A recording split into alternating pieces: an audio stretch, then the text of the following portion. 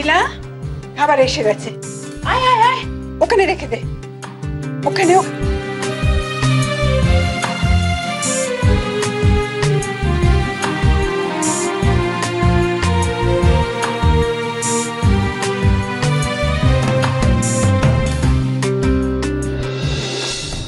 তোমরা বরং এবার ওদিকটা দেখো।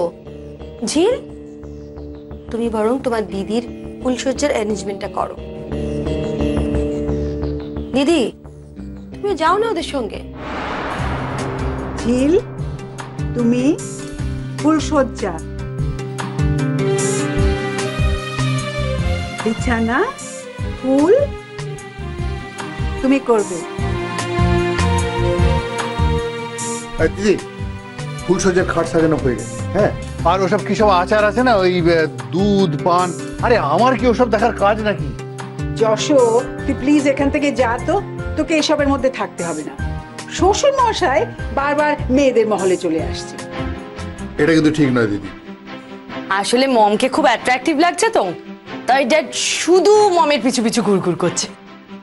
হ্যাঁ, তোমার ড্যাডির যদি অত প্রেম থাকতো তাহলে তো হয়েই যেত।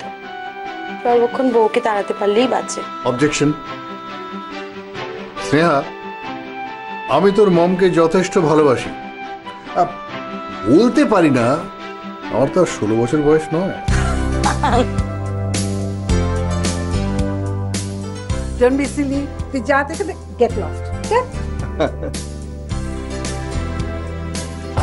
তোমরা বরং এবার যাও। আজ আমি আমার ছেলে আর ছেলের বউকে পাশাপাশি বসিয়ে নিজের হাতে খাওয়াবো। তুই নিজের হাতে খাওয়াবি ওকে? বাবা, একটু আগেই ঝগড়া করছিলি না? আমি তোকে বুঝতে পারি না রে লীলা। তুমি বুঝে কি হবে দিদি? ও আমার ছেলের বউ, আমি ওর শাশুড়ি, আমি যা বলবো ও তাই করবে, তাই না? আচ্ছা বেশ, তোমরা এবার যাও। ঝিল, যাও।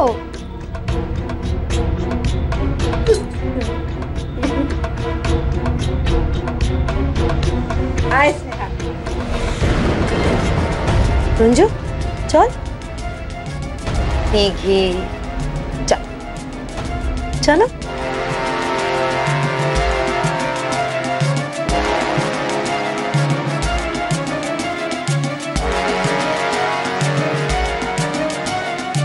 বসো।